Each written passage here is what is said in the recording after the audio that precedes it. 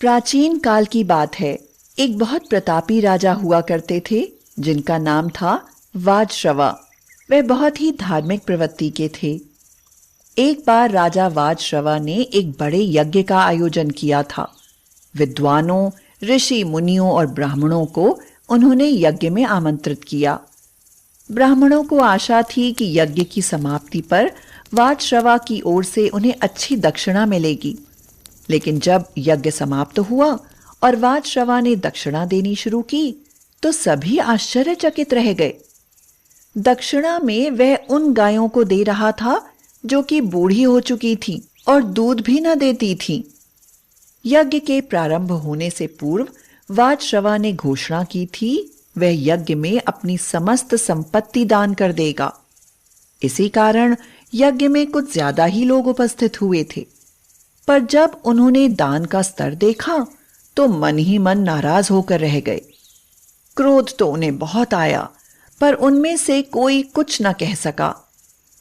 वाजश्रवा के पुत्र नचिकेता से यह न देखा गया। संपत्ति के प्रति अपने पिता का यह मोह उसे बर्दाश्त न हुआ। वह अपने पिता के पास जाकर बोला, पिताजी, ये आप क्या कर रहे हैं? वाजश्रवा ने कहा, देखते नहीं हो, मैं ब्राह्मणों को दान दे रहा हूं। नचिकेता ने विनम्रता पूर्वक कहा, लेकिन ये गायें तो बूढ़ी हैं, जबकि आपको अच्छी गायें दान में देनी चाहिए। वाजश्रवा ने झल्लाकर प्रश्न किया, क्या तुम मुझसे ज्यादा जानते हो कि कौन सी चीज दान में देनी चाहिए और कौन सी नहीं? नचिकेता ने कहा, हाँ पिताजी, दान में वो वस्तु दी जानी चाहिए जो व्यक्ति को सबसे ज्यादा प्रिय हो, और सबसे प्रिय तो आपको मैं हूं। आप मुझे किसको दान में देंगे? नचिकेता की इस बात का वाजश्रवा ने कोई उत्तर न दिया, पर नचिकेता ने हठ पकड़ ली। वह बार बार यही प्रश्न करता रहा कि पिताजी, आप मुझे किसको दान में देंगे? काफी देर तक वाजश्रवा देखता रहा, पर जब नचिकेता न माना तो वह झल्ला कर बोला, जा, मैंने तुझे यमराज को दान में दिया। लेकिन अगले ही पल वाजश्रवा ठिठका। ये मैंने क्या कह दिया? अपने इकलौते पुत्र को यमराज को दान में दिया? नचिकेता भी ठहरा दृढ़ निश्चयी। वह कहां पीछे रहने वाला था। पिता की बात सुनकर बोल पड़ा, मैं आपकी आज्ञा का पालन करूंगा पिताजी, आप बिल्कुल चिंतित ना हो। वाजश्रवा ने बहुतेरा समझाया, पर नचिकेता न माना। उसने सभी परिजनों से अंतिम भेंट की और यमराज से मिलने के लिए चल पड़ा। जिसने भी यह सुना आश्चर्यचकित हुए बिना न रह सका। सभी उसके साहस की प्रशंसा करने लगे। लगातार 3 पहर तक चलने के बाद वह यमपुरी के द्वार पर जा पहुंचा। वहां पर 2 यमदूत पहरा दे रहे थे। उन्होंने जब उस बालक को देखा तो आश्चर्यचकित रह गए। कौन है ये बालक जो मौत के मुंह में चला आया? दोनों सोचने लगे।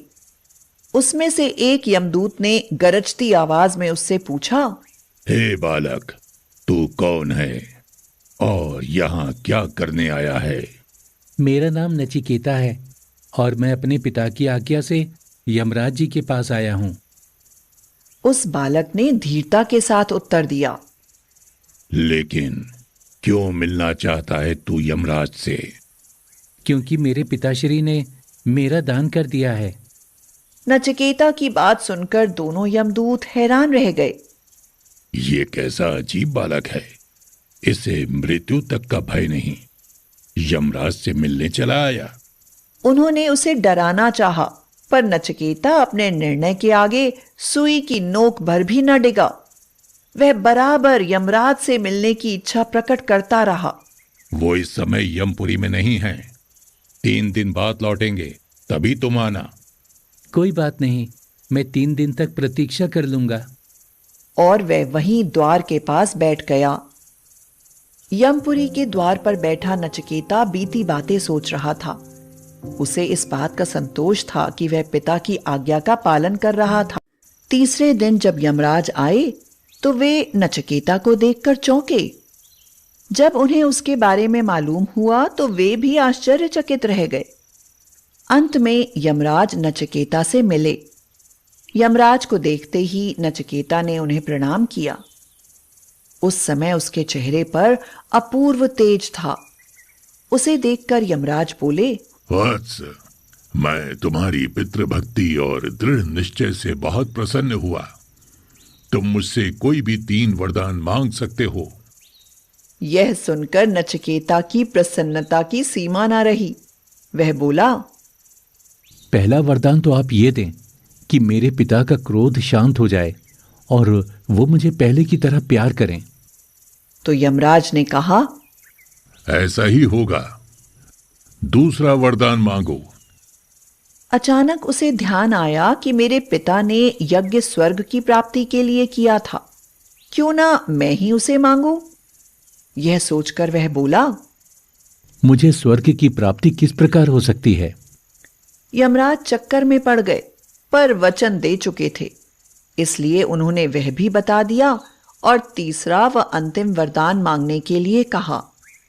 नचिकेता कुछ समय तक सोच में डूबा रहा, फिर बोला, आत्मा का रहस्य क्या है, कृपया समझाएं।